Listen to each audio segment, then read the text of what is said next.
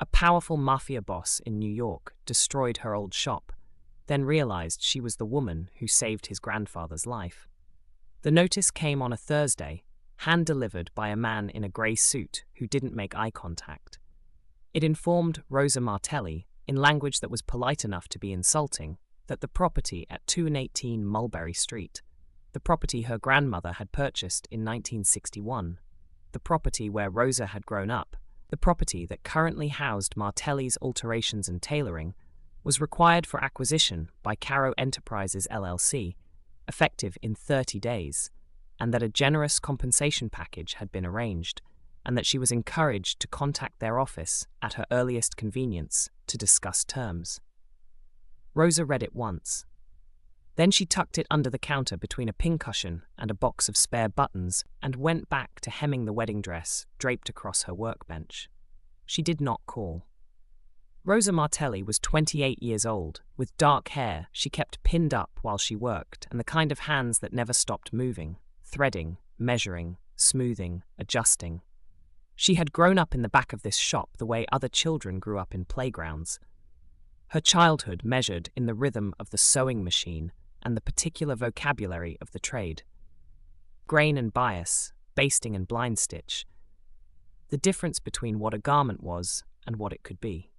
Her grandmother, Carmela, had opened the shop in 1963 after emigrating from Calabria with her husband, $40, and a Singer sewing machine she had carried in her arms off the boat because she didn't trust the cargo hold. Carmela had died 7 years ago, but the shop still felt like her. The photographs on the wall, the ancient dress form in the corner that had never been replaced. The small icon of the Madonna above the door that Carmela had touched every morning when she opened up. 3 generations of Martelli women had worked in this building. Rosa intended to make it 4, whenever that day came. The shop was small, and it was not profitable in any way that interested men like the ones who had sent the letter. But it was hers, and it was her grandmother's, and it sat on a corner of Mulberry Street in Little Italy that a very dangerous man had apparently decided he needed for something else. That man was Luca Carro. Everyone in a 20-block radius knew who Luca Carro was, even if they were careful about where and how they said the name. He was 33 years old, which surprised people. He had inherited the Carro family operation 4 years earlier, when his father, Enzo, had a stroke severe enough to end his working life, and he had since transformed it, expanded it, modernized it, made it something that operated in the light as well as the dark. Carro Enterprises had legitimate holdings across real estate, construction, and hospitality. It also had other holdings that the city's law enforcement community found endlessly interesting and endlessly frustrating to prove. He was not a theatrical man. He didn't raise his voice. He didn't need to. He came to Mulberry Street on a Monday morning with 2 men, and the quiet certainty of someone who had never once been told no and made to believe it. The bell above the door chimed when he pushed it open. The shop was warm and close, smelling of fabric and steam and something faintly floral.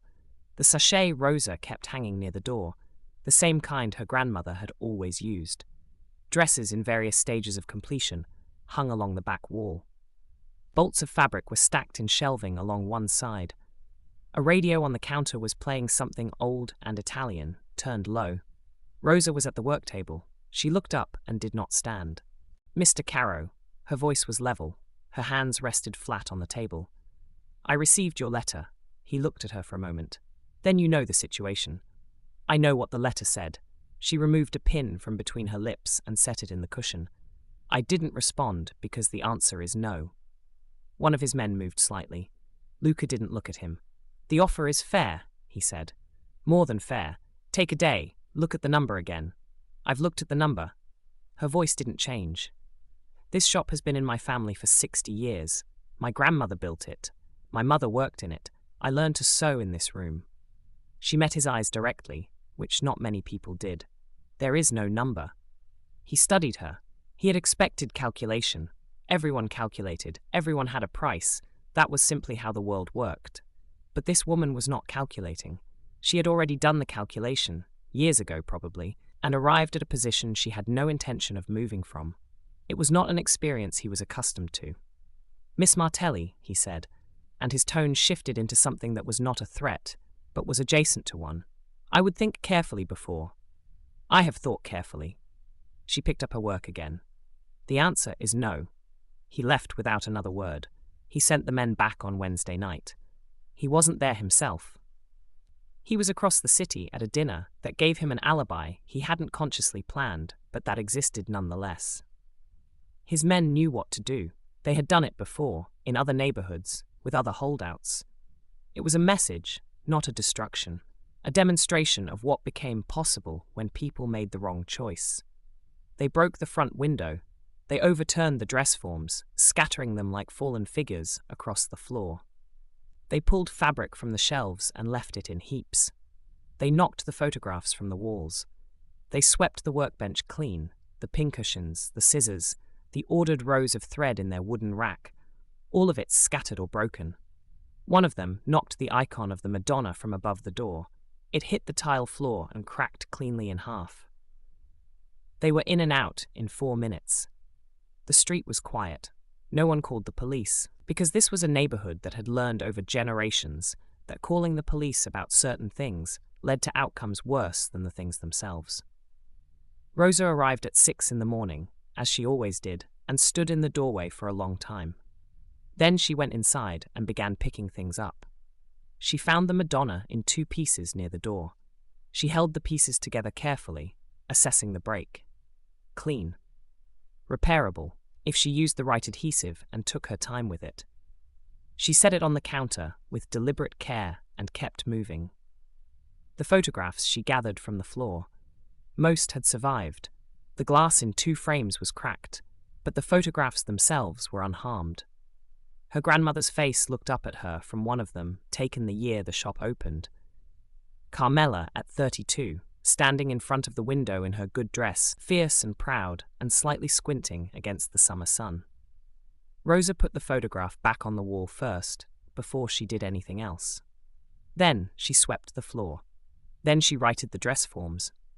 Then she collected the thread, sorting the spools back into their color order, because that was how her grandmother had always kept them, and she saw no reason to change. She did not cry. She had decided, sometime in the 4 minutes she had stood in the doorway, that she was not going to give this the tears it wanted. She called a glazier about the window. She made coffee. She opened the shop. Luca Carro's grandfather was dying. This was not new information. Salvatore Carro had been dying in stages for 2 years, each decline steeper than the last, each recovery smaller. He was 86 years old, and he had lived a long life that contained more than its share of things that could not be said in polite company. And now he was in a private room in a private facility in Midtown, and on Thursday afternoon, Luca sat beside his bed in the particular silence of someone watching a person they love diminish. Salvatore had raised him. His father Enzo had been present in the technical sense, meals, occasional conversation, the transfer of power and responsibility. But it was Salvatore who had taught him things. How to read people, how to be patient, how to understand that the most important currency was not money, but obligation. And that obligation, properly cultivated, was the only thing that lasted. The old man was sleeping when Luca arrived. He sat and waited. After a while, Salvatore opened his eyes. "You have the look," the old man said. His voice was thin now, but his eyes were still sharp, still assessing. "Something's bothering you. Work. The Mulberry Street property?" Luca looked at him. "How do you know about that?" "I know everything that happens within 5 blocks of that street." A pause. "I grew up there." "I know you did. Which building?" 218. Corner shop. Tailor. Something moved across Salvatore's face that Luca had never seen there before. Not quite pain. Something older than pain. "Martelli's," the old man said. Luca went very still. "What do you know about it?" he asked carefully. Salvatore didn't answer immediately. He looked at the ceiling for a long time, and Luca had the sense of watching someone reach back through 60 years and take hold of something they had carried without ever setting down. "Her name was Carmela Martelli," the old man said at last. "She died some years ago. I read it in the paper." A pause. "I saved the notice. You knew her." "She saved my life." Salvatore's voice was flat with the particular flatness of someone stating a fact they have never said aloud before. 1962. I was 25. There was a situation, a bad one, a thing between families, and I was left in the alley behind her building with injuries I should not have survived. He breathed slowly. She found me when she was taking out her trash. She was a young woman, recent immigrant, alone in the country, in a neighborhood where getting involved in other people's trouble was the kind of mistake that ended you. He stopped. She brought me inside anyway. She kept me there for 4 days. She stitched a wound in my side that the doctors later told me, if it had been left another 2 hours, would have killed me. She stitched it herself, with thread from her sewing kit, because there was no one she could call without putting us both in danger. Another pause. She never told anyone, never asked for protection, never asked for money, never called in the debt. She just kept her mouth shut and her head down and went on with her life. The room was very quiet. When I left, I told her she could come to me if she ever needed anything, any protection, any trouble resolved, anything. She looked at me and said she hoped she never needed to, and that I should try to live in a way that made the 4 days worthwhile. Salvatore looked at his hands. I tried. I'm not sure I succeeded, but I tried. Luca sat with this.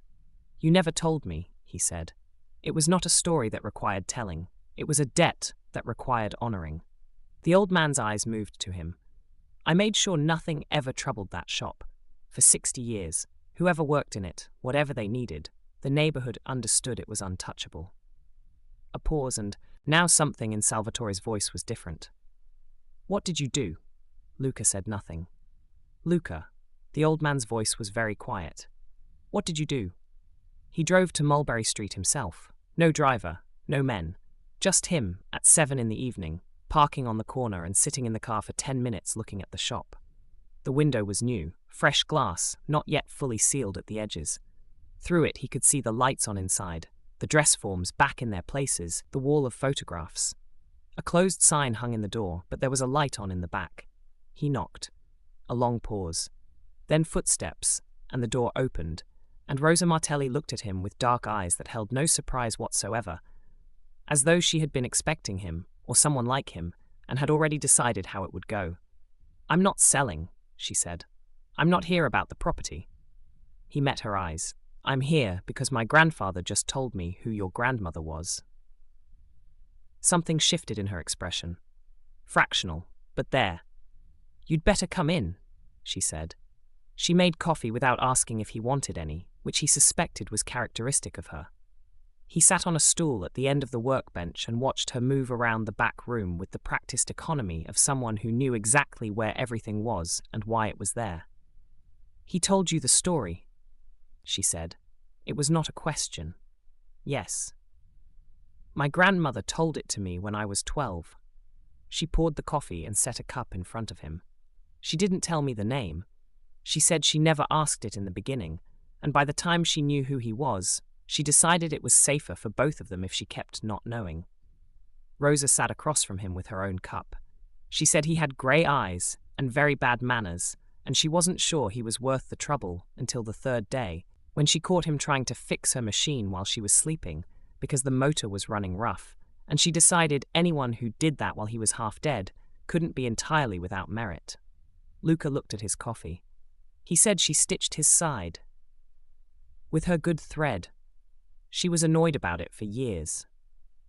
A pause, and something almost like humor moved through Rosa's voice.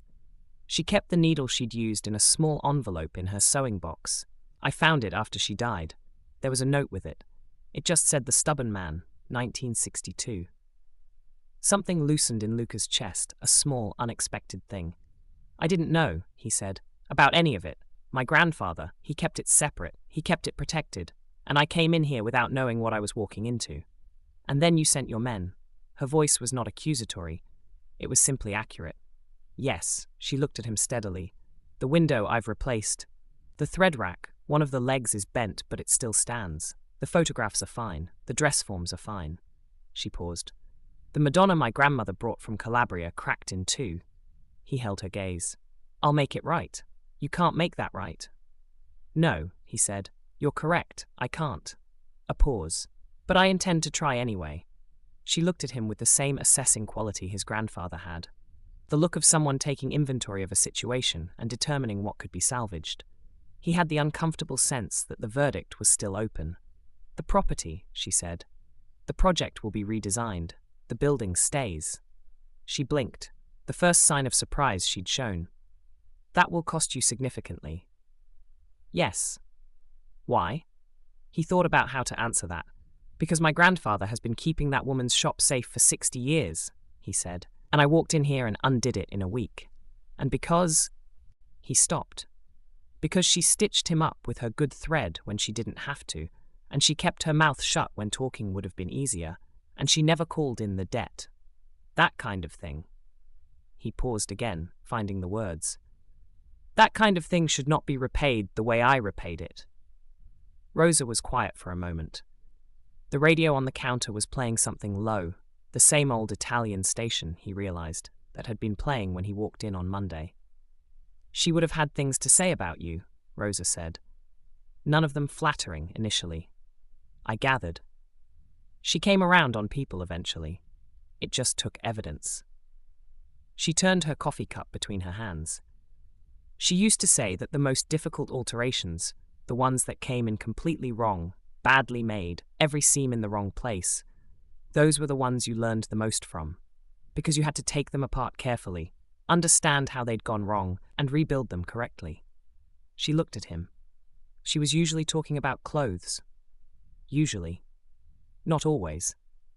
He came back the following Saturday with a restorer, a woman from the museum conservation program at NYU, who spent 2 hours with the cracked Madonna and declared it salvageable, and spent another hour doing the work carefully while Rosa watched and Luca sat out of the way and tried to be useful by being small. When it was done, the crack was nearly invisible. Not invisible. If you knew where to look, you could find it, but present only as evidence of what had happened, not as damage. The restorer called it kintsugi philosophy by accident, the repair becoming part of the object's history rather than its disfigurement. Rosa held it for a long time before putting it back above the door. She would have appreciated the honesty of it, she said.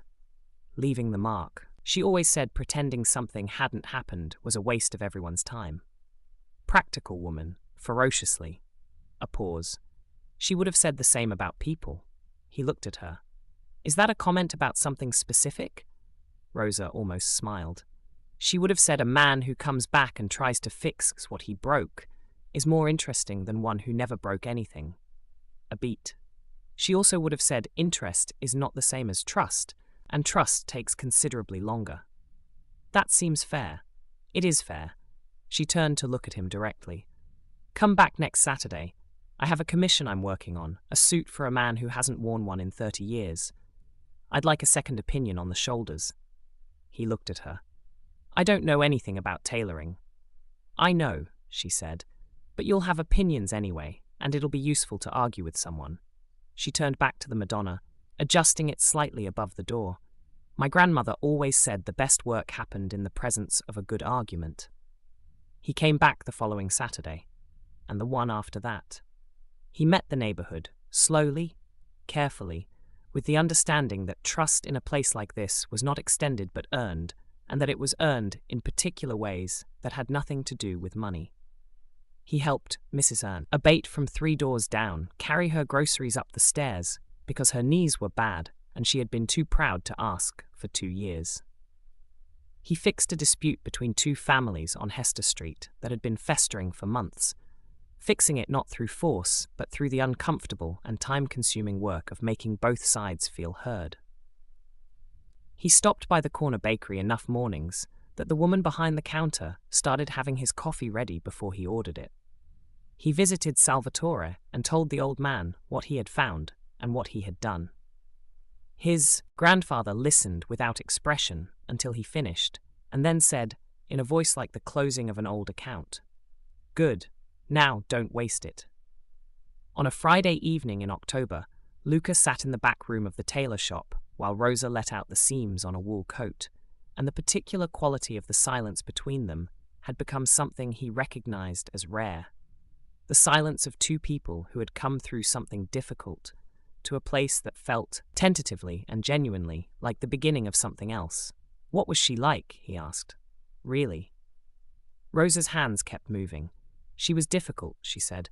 Stubborn, opinionated, absolutely certain she was right about most things, and correct often enough to be insufferable about it. A pause. She was also the most generous person I've ever known. Not with money, she never had much of that. With time, with skill, with the willingness to look at something broken and say, I think this can be helped. She was quiet for a moment. She used to say that's all any of us are doing, looking at broken things and deciding which ones are worth the effort. And how do you decide? Rosa glanced up at him. Those dark eyes, steady and warm, and carrying something of Carmela in their patience. You look for evidence, she said, that the thing was good before it broke, that it wants to be whole, that it will hold the repair. She looked back at her work. The rest is just skill and time. The shop was warm. Outside, Mulberry Street moved through its evening. The restaurants filling up, the voices spilling out onto the sidewalk, the old neighborhood doing what it had always done, persisting, adapting, remaining itself through every attempt to make it something else. The Madonna watched over the door. The needle in the small envelope was in the sewing box in the corner, where it had always been. Salvatore Carro died on a Tuesday in November, quietly, in the way of people who have finished their business. Luca sat with him at the end. He held the old man's hand, which felt like paper and light. He did not try to speak, because there was nothing left that needed saying between them. Afterward, he drove to Mulberry Street. Rosa opened the door before he knocked. She looked at his face and said nothing, just stepped aside to let him in, and went to make coffee, and put Carmela's old radio station on low, and sat across from him in the quiet of the shop that two women had kept alive through 60 years of everything the city could throw at it. He did not know how long they sat there. Long enough. When he left, he paused in the doorway under the Madonna with its hairline repair, nearly invisible in the evening light. Thank you, he said, for staying open. Rosa leaned against the doorframe with her coffee cup and looked at him with Carmela's patience in her eyes. We've always stayed open, she said. That's what we do. The project on Mulberry Street was redesigned at considerable cost. The building at 218 stayed. The glazier who replaced the front window was from the neighborhood. The restorer who fixed the Madonna sent Rosa a card afterward that said simply, "Beautiful object." Glad it survived. Luca Carro became known, in the years that followed, as a man who was not easy and not simple, but who understood, in the way that mattered, what was worth keeping. Rosa Martelli became known, in the way that women who know their worth are always known, quietly, by the work and by the long memory of people who do not forget who showed up when it counted. And on Mulberry Street, in a small shop that smelled of fabric and steam and something faintly floral, a needle in a small envelope stayed in a sewing box in the corner, and above the door, Madonna looked out with her repaired face at the neighborhood that had endured, and went on enduring, and would go on enduring still. Because some things, once you understand what they are, you do not destroy. And some debts are repaid not in money, but in the long, patient, daily work of becoming worthy of them. A powerful Mafia boss in New York destroyed her old shop, then realized she was the woman who saved his grandfather's life.